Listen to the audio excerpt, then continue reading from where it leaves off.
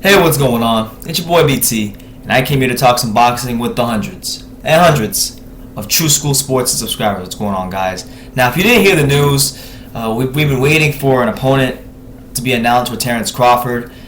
We know there was a date set and a venue set, and the date was February 27th, and the venue was Madison Square Garden, but there was no opponent. But now, via BoxingScene.com, we have an opponent, and it comes in the form of Hank Lundy. Now, I mean, it's his first fight of 2016, so I'm not gonna get too mad about Crawford, not having a better opponent to fight. He was in the Pacquiao sweepstakes. Pacquiao and Arum decided to pick Bradley. Mauricio Herrera surprisingly turned down a fight with him. Provodnikov and Posto couldn't fight him either. So it is what it is, man. I wanted to see Terence Crawford fight a better fighter, but Hank Lundy's a name. He's a guy that's been in there with the Thomas Delormes and the Mauricio Herrera. So he's been in there with some names and a common opponent with Terence Crawford in Delorme, who beat Lundy. So the fight to me is more of a showcase fight for Terence. This is his first fight in New York City. I mean, he's fought in Scotland when he beat Ricky Burns. He fought in San Antonio last year. He's fought in Omaha, Nebraska on a number of occasions. But he hasn't really touched the LA market, and he hasn't touched the New York market, the two bigger markets in boxing.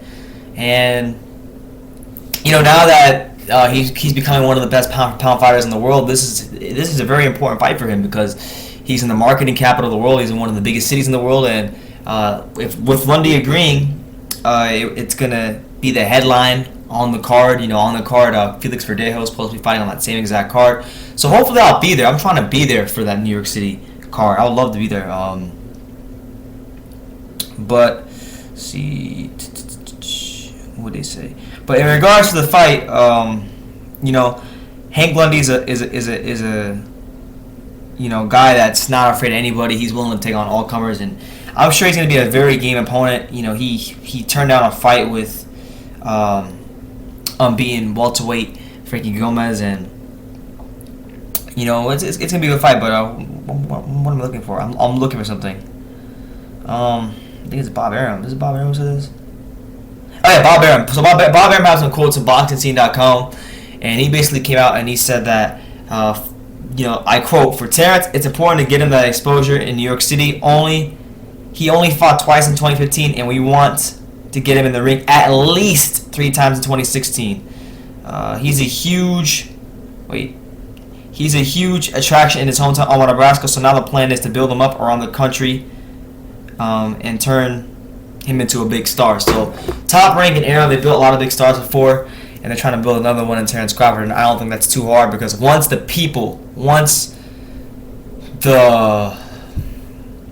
non-hardcore boxing fans see how great this guy is and how special he is in the ring, they're gonna jump on board because I think Terence Crawford is that good. But I would have been mad about the Hank Lundy matchup, but with no Herrera, the Herrera thing was really a big surprise. We did not expect that from Mauricio Herrera. A guy that seems to want to fight everybody, is willing to fight anybody, and believes he can beat anybody. And he beat Hank Lundy, who's Terence Crawford's not going to fight, and he beat Danny Garcia, even though he got rocked for it. So why wouldn't he go out and try to beat a guy in Terence Crawford that many deem the best pound for pound in boxing, one of the best pound for pound in boxing?